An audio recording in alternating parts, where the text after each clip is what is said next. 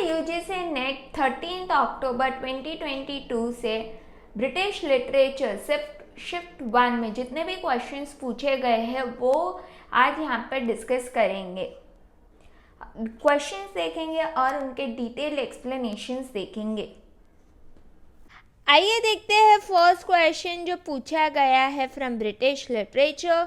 Who is the author of the poem house of fame. 4 options दिए गए थे, काफ़ी इजी क्वेश्चन है।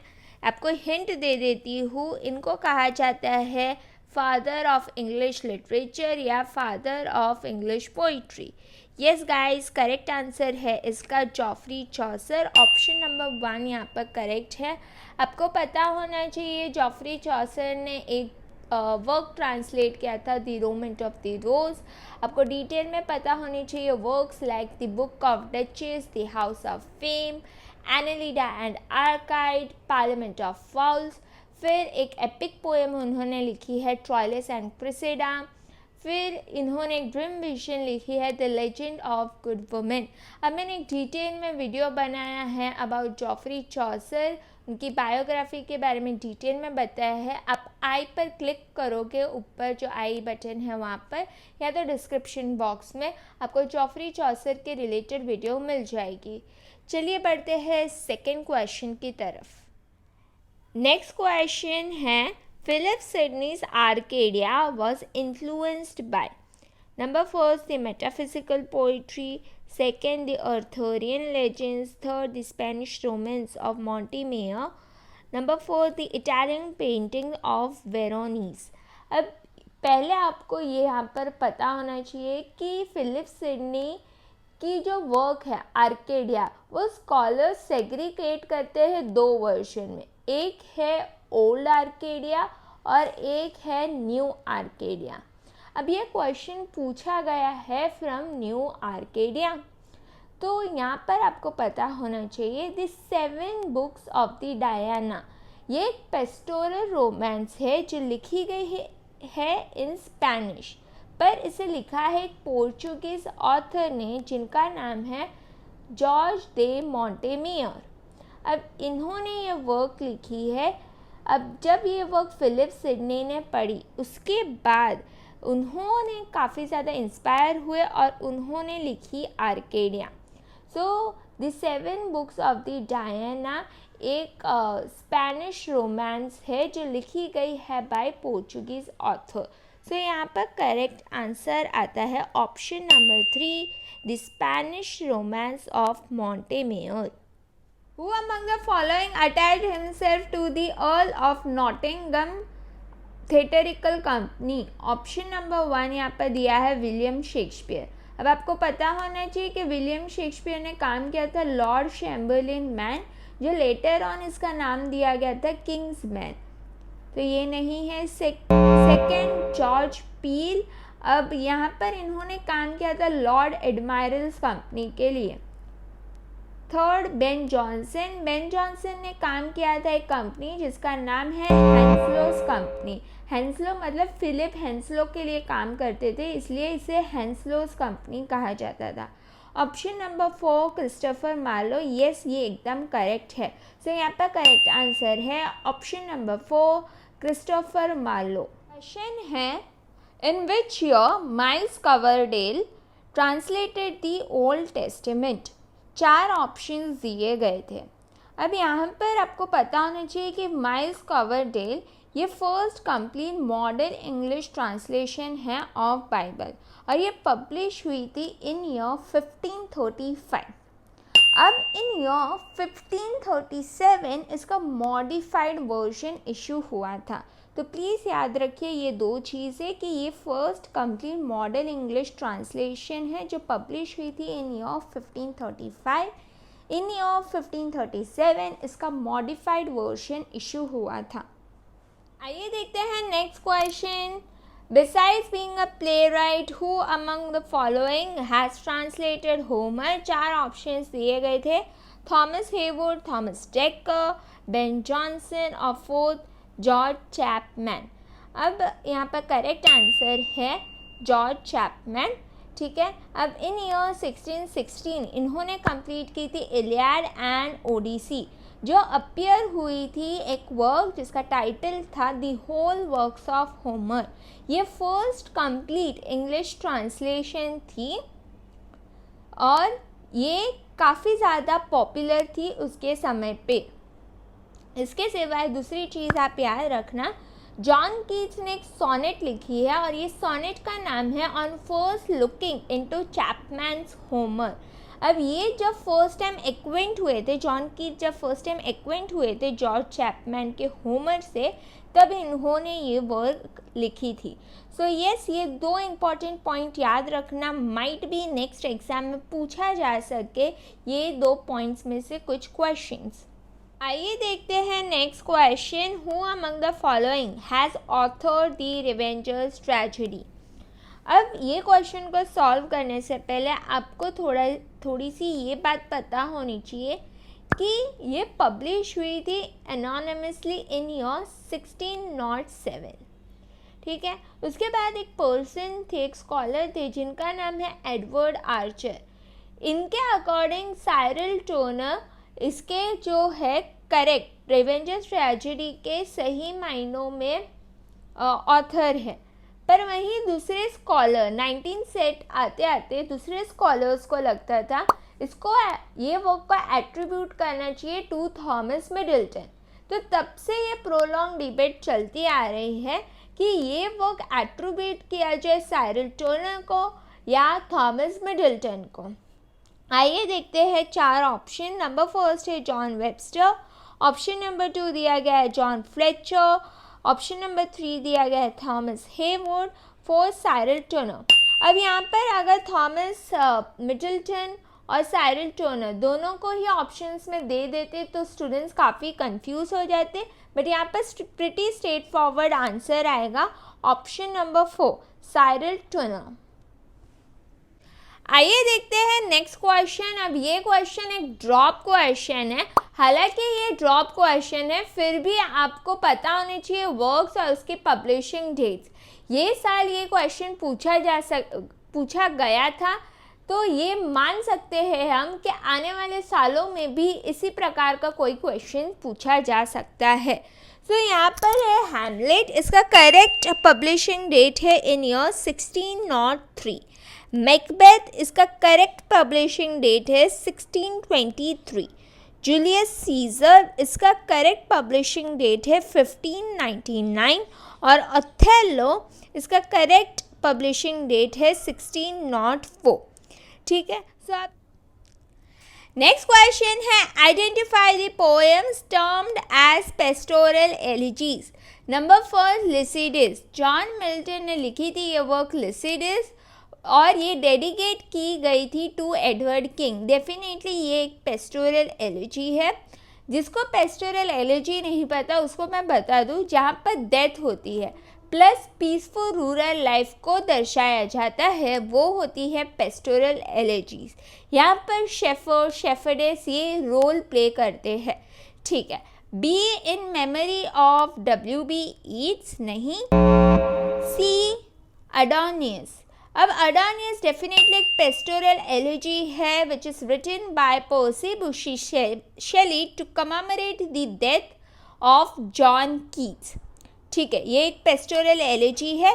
थायरेसियस, अब ये लिखी गई है बाय मैथ्यू आर्नल्ड, अगेन एक पेस्टोरल एलिजी है।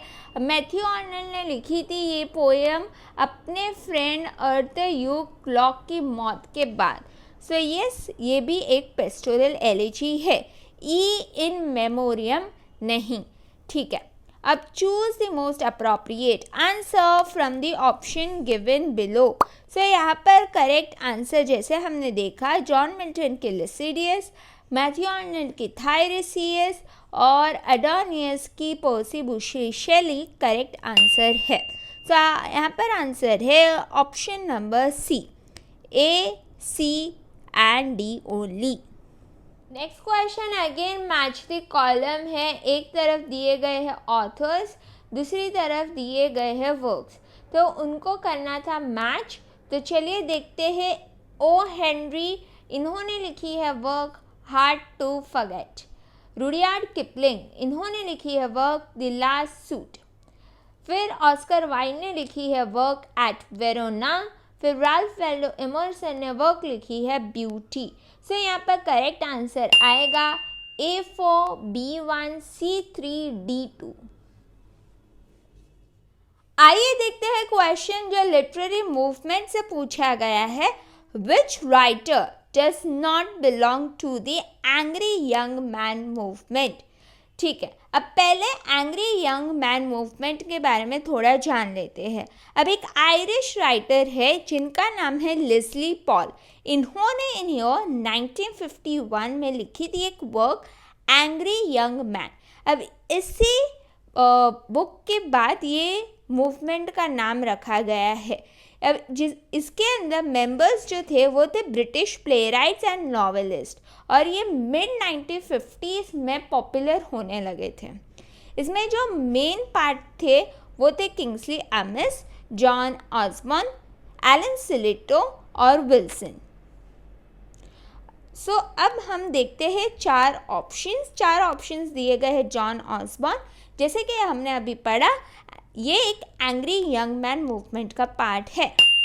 फिर किंग्सली एमिस, ये भी डेफिनेटली एंग्री यंग मूवमेंट का पार्ट है, और साथ ही में एक मूवमेंट है जिसका नाम है मूवमेंट पोएट्स, उसका भी ये पार्ट है। थर्ड, सीमस हीनी, नहीं, ये एंग्री यंग मैन मूवमेंट का पार्ट नहीं है। फिर फोर्थ, फिलिप लार्किन, अब ये भी एंग्री यंग मैन मूवमेंट का पार्ट नहीं, पर ये मूवमेंट पोएट्स करके एक लिटरेरी मूवमेंट है, उसका पार्ट है। सो यहाँ पर करेक्ट आंसर है option number 3 and 4। Seamus Heaney and Philip Larkin does not belong to Angry Young Man movement. आइए देखते हैं मैच द कॉलम। अब एक साइड दिए गए हैं ऑथर्स और दूसरी साइड दिए गए हैं वर्क, तो उन्हें मैच करना था। चलिए देखते हैं। First, Donald Davie, important poet and critic है। इन्होंने वर्क लिखी है दी शायर्स। फिर फिलिप लार्किन ने लिखी है work poetry collection the north ship. फिर किंग्सली एमिस ने लिखी है वर्क अगेंस्ट रोमांटिसिज्म। फिर जॉन वेन की फर्स्ट नावल का नाम है हरी ऑन डाउन। अब इसमें एक इम्पॉर्टेंट कैरेक्टर है, कई दफ़ा पूछा गया है एग्जामिनेशन में। इसके अंदर कैरेक्टर का नाम है चार्ल्स लुमली, सो प्लीज़ याद रखिएगा। सो यहाँ पर करेक्ट आंसर आएगा A3, B4, C1, D2। आइए देखते हैं नेक्स्ट मैच द कॉलम। एक साइड दिए गए हैं वर्क्स, लिस्ट 2 में दिए गए हैं ओरिजिनली पब्लिशिंग डेज। आइए मैच करते हैं। फर्स्ट वर्क है by Virginia Woolf to the light house. अब ये ओरिजिनली पब्लिश हुई थी इन ईयर 1927। बाद में D.H. लॉरेंस की semi autobiographical novel sons and lovers, ये पब्लिश हुई थी in year 1913। Then we have Finnegan's Wake novel by James Joyce, which was published in year 1939. Then we have The Wasteland by T.S. Eliot, originally published in year 1922. So यहाँ पर correct answer आप देखोगे A2, B1, C3, D4। Next question again British literature से पूछा गया है। The deserted village by Oliver Goldsmith. 4 options दिए गए थे। First, critics the rural institution, ये गलत है। Reflects upon different views on the human soul, ये भी गलत है। Third, advocates urbanism over rural backwardness, बिल्कुल नहीं। Fourth, voices revolt of the individual man against institution, ये एकदम करेक्ट है।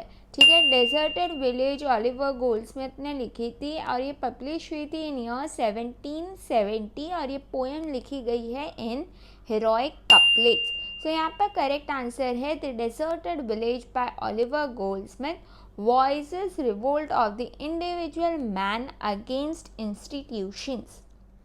नेक्स्ट अगेन एक मैच द कॉलम है, एक साइड दिए गए हैं नॉवेलिस्ट के नेम और दूसरी तरफ दिए गए हैं नॉवेल्स। नॉवेलिस्ट को नॉवेल के साथ मैच करना था। चलिए फर्स्ट नॉवेलिस्ट है मैल्कम ब्रैडबरी, इन्होंने लिखी है नॉवेल द हिस्ट्री मैन। काफ़ी ज़्यादा इजी क्वेश्चन था ये, बिकॉज कई दफ़ा रिपीट हो चुका है ये question. Then we have novelist David Lodge, the correct answer over here is changing places. Then we have novelist Kingsley Amis. He has written the novel The Lucky Chip. Then we have C.P. Snow. He has written the novel Master. So correct answer is Malcolm Bradbury, The History Man. David Lodge has written Changing Places.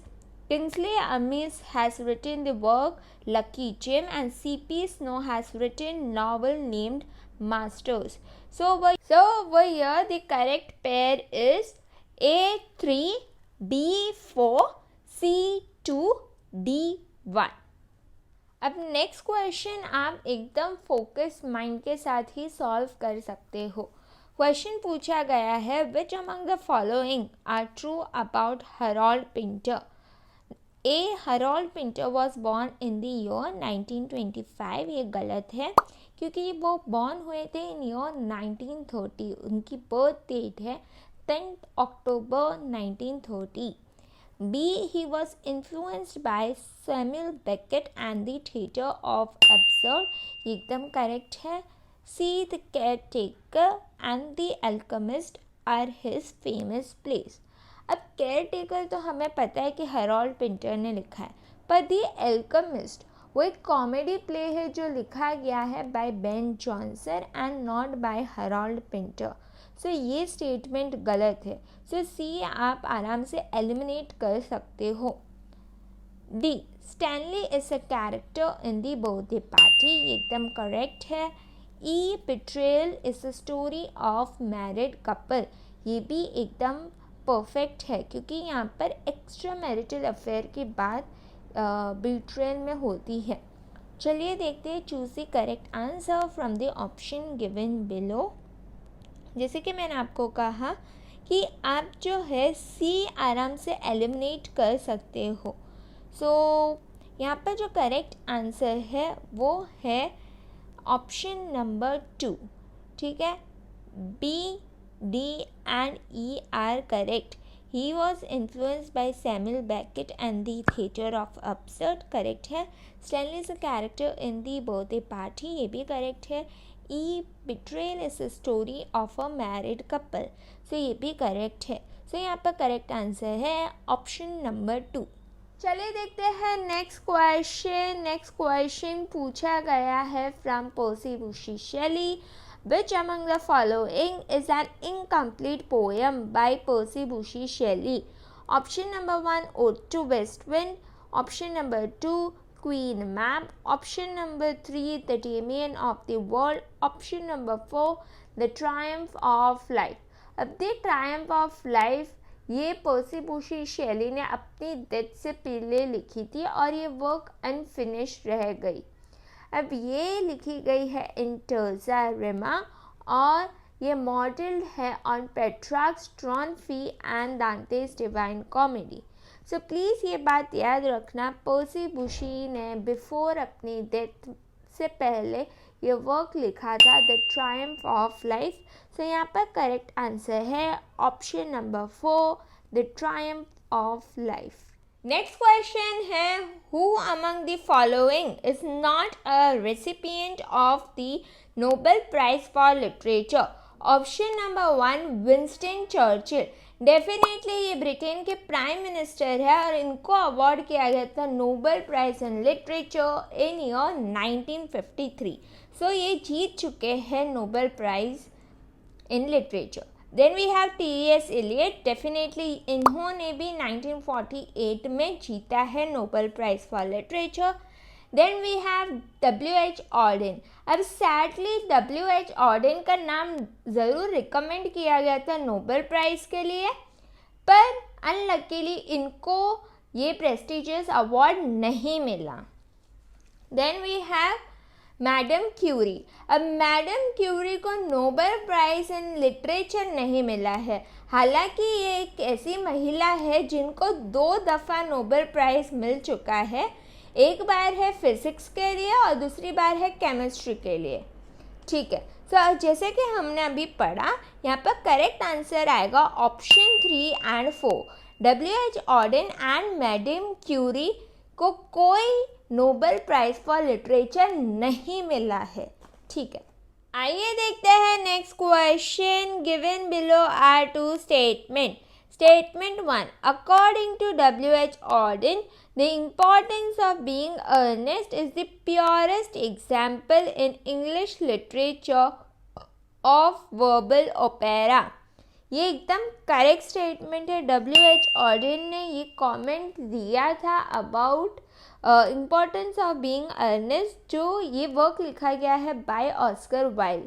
अब ये W.H. Orton ने कहा था for the language. ठीक है, language theme को लेकर ये चीज़ कही गई थी। ठीक है, statement 2. Oscar Wilde possessed profound insight into the range of arts that in combined form made theatre performance possible.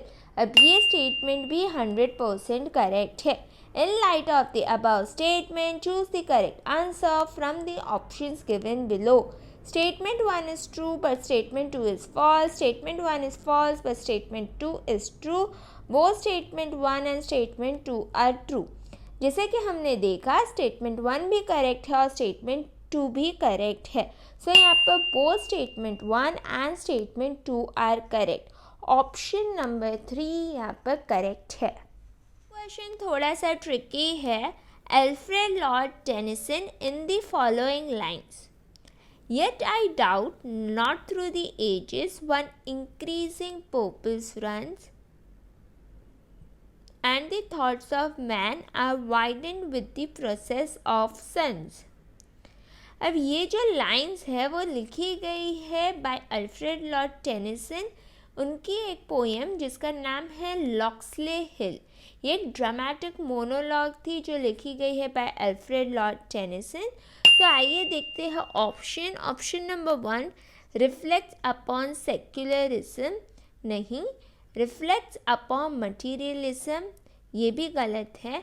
Reflects upon utilitarianism, ये भी गलत है। 4th, reflects upon evolutionary faith, ये करेक्ट है। ठीक है, ऑप्शन नंबर 4 यहाँ पर करेक्ट है, reflects upon evolutionary faith. Next question पूछा गया है, the book women beware women was published in the year.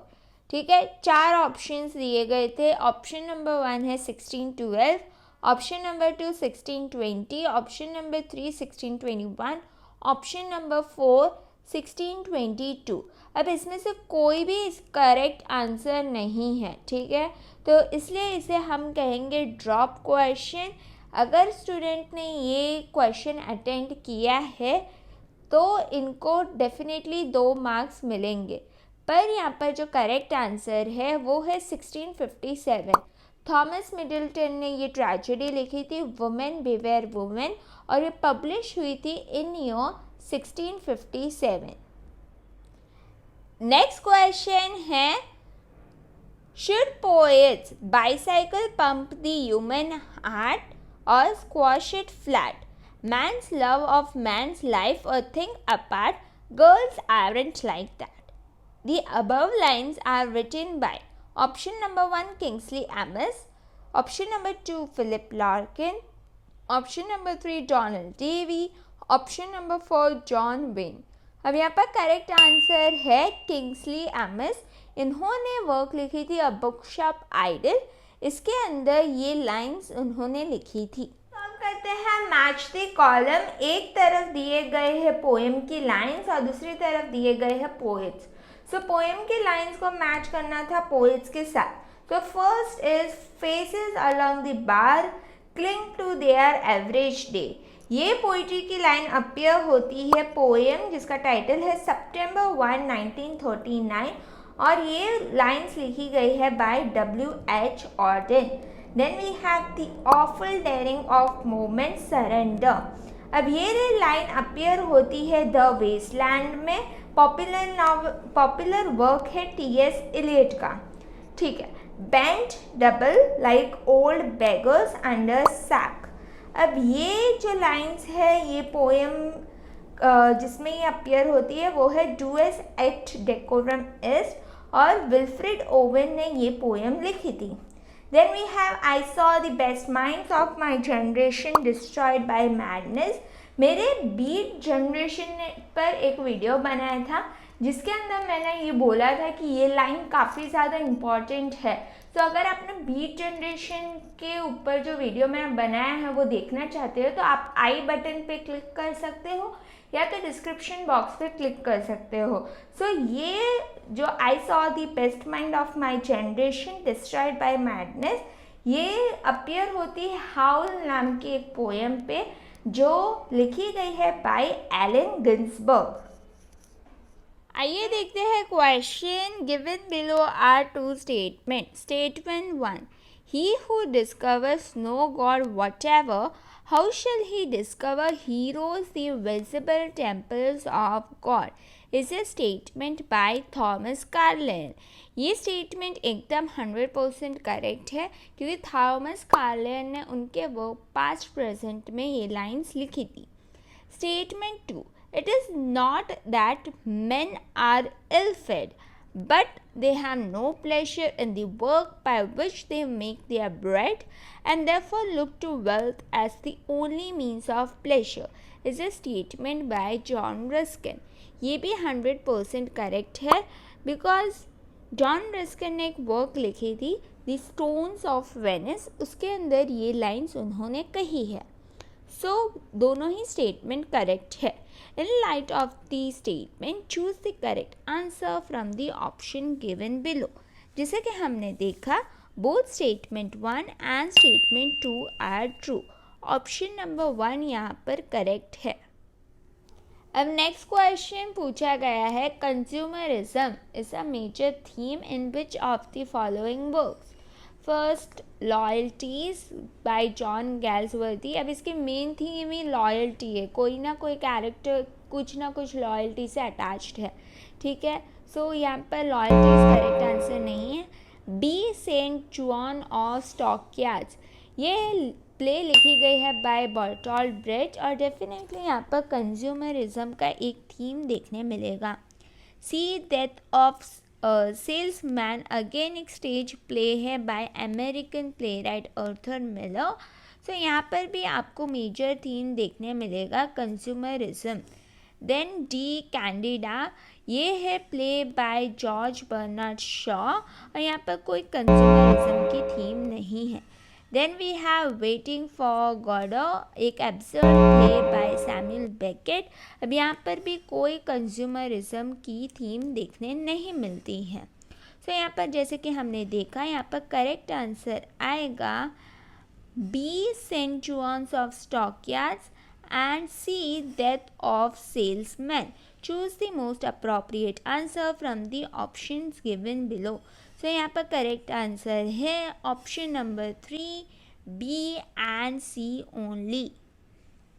आइए देखते हैं नेक्स्ट है एक ड्रॉप क्वेश्चन। हालांकि ये ड्रॉप क्वेश्चन है फिर भी हम देखेंगे कि इसका करेक्ट आंसर क्या है। Who among the following were poet laureates of England? 4 options दिए गए थे। Alfred Austin, B Robert Bridges. अब Alfred Austin officially poet laureate के होल्डर थे फ्रॉम द ईयर 1896 टू 1913 और रॉबर्ट ब्रिजेस भी ऑफिशियली पोएट लॉरिएट की पोजीशन होल्ड की थी फ्रॉम ईयर 1913 टू 30। अब C Watts Denton, Theodore Watts Denton, ये कभी भी पोएट लॉरिएट नहीं रहे हैं। अब फोर्थ है डी ऑस्कर वाइल्ड, ये भी कभी भी पोएट लॉरिएट नहीं रहे हैं। सो यहाँ पर जो करेक्ट आंसर आना चाहिए वो आना चाहिए सी एंड डी ओनली। सो अगर आप ये 4 ऑप्शंस देखोगे, फर्स्ट ऑप्शन कहता है A and C only, second कहता है A, B and C only, third A and D only, fourth B, C and D only. यहाँ पर करेक्ट आंसर आना चाहिए C एंड D ओनली, ठीक है, C एंड D ओनली आना चाहिए, पर चारों में से कोई भी ऑप्शन नहीं है। तो NTUGC नेट ने इसे ड्रॉप क्वेश्चन घोषित किया था। यहाँ पर करेक्ट आंसर होना चाहिए Watts Denton and Oscar Wilde. ये क्वेश्चन काफ़ी ज़्यादा इजी है। Under the net 1954 is written by, so under the net ये वर्क लिखी गई है बाय आयरिस मुरडॉक। अब ये फर्स्ट नावल है आयरिस मुरडॉक की और ये लिखी गई है in first person male narration. So यहाँ पर करेक्ट आंसर है option number 2, Iris Murdoch. Next again a question है from novelist and story writer Doris Lessing. Which of these are correct combination of the following works by Doris Lessing and their respective themes? एक तरफ दिए गए हैं work और दूसरी तरफ दिए गए हैं उनके डिस्क्रिप्शन, तो इनको मैच करना था, ठीक है। The golden notebook deals with Johor travelling to Rohanda. अब द गोल्डन नोटबुक बात करती है about the story writer Anna Wulf. यहाँ पर उसकी 4 नोटबुक्स के बारे में बताया है जहाँ पर वो अपनी लाइफ को रिकॉर्ड करती है। सो यहाँ पर ये जो जौहर है वो ऐसा कोई कैरेक्टर ही नहीं है द गोल्डन नोटबुक में। सो आप इजीली एलिमिनेट कर सकते थे ए वाला। फिर B option the good terrorist. अब जैसे कि टाइटल बता रहा है ये एक ऑक्सीमोरॉन है और यहाँ पर जो है ये एक पॉलिटिकल नॉवेल है और यहाँ पर बताया गया है behaviour of middle class revolutionaries. So ये भी इनकरेक्ट है, ये डिस्क्रिप्शन सही नहीं है। सो बी भी इनकरेक्ट है। C Shikasta is about a planet which is cut off due to the advanced influence of civilization। ये जो शिकस्ता है वो साइंस फिक्शन नावल है जो डोरिस लेसिंग ने लिखी है। अब इसका डिस्क्रिप्शन 100% करेक्ट है, ठीक है।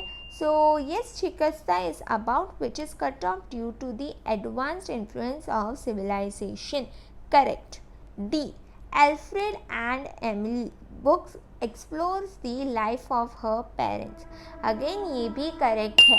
एल्फ्रेड एंड एमिली एक बुक है जो बेस्ड है on Doris Lessing's parents. So yes, ये एकदम करेक्ट है। E the grass is singing draws from her experiences in Africa. Yes, ये भी एकदम करेक्ट है। द ग्रास इज सिंगिंग ये फर्स्ट नावल है बाय डोरिस लेसिंग, एकदम करेक्ट डिस्क्रिप्शन इसका दिया है। तो जैसे कि हमने देखा C, D and E are correct। C शिकस्ता is about a planet which is cut off due to the advanced influence of civilization, correct। D Alfred and Emily explores the life of her parents, correct। E the grass is singing draws from her experiences in Africa, ये भी correct है।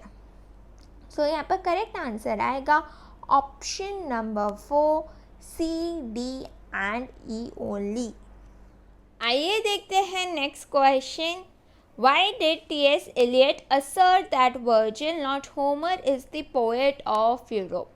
पहले आपको ये समझना पड़ेगा T.S. Eliot ने एक कलेक्शन ऑफ एसेज और लेक्चर है जिसका टाइटल है ऑन पोइट्री एंड पोएट्स। अब इनमें से एक ऐसे का नाम है वर्जिल एंड क्रिश्चियन वर्ल्ड। अब यहाँ पर एलियट ने कंपेयर किया था वर्जिल एंड होमर को, तभी ये स्टेटमेंट कही थी। चलिए देखते हैं 4 options. Virgil wrote in Latin while Homer wrote in Greek. Homer was pagan who was renegade. Virgil belong to the Roman period. There are some initial moral concerns in Virgil. So यहाँ पर correct answer है option number 4, there are some initial moral concerns in Virgil। Next question is to see him act is like reading Shakespeare by flashes of light। About which Shakespearean actor Coleridge wrote the above line? 4 options दिए गए थे। First है David Garrick, B John Philip Kemble, C Edmund Kean, D Richard Babbage. अब यहाँ पर correct answer है option number C, Edmund Kean. ये थे क्वेश्चन जो पूछे गए थे from section British literature on 13 October 2022 shift 1। उम्मीद करती हूँ कि आपको ये सेशन पसंद आए होंगे। सेशन पसंद आया है तो लाइक, शेयर और सब्सक्राइब कर दीजिए। पार्ट 2 में जल्दी लाऊंगी।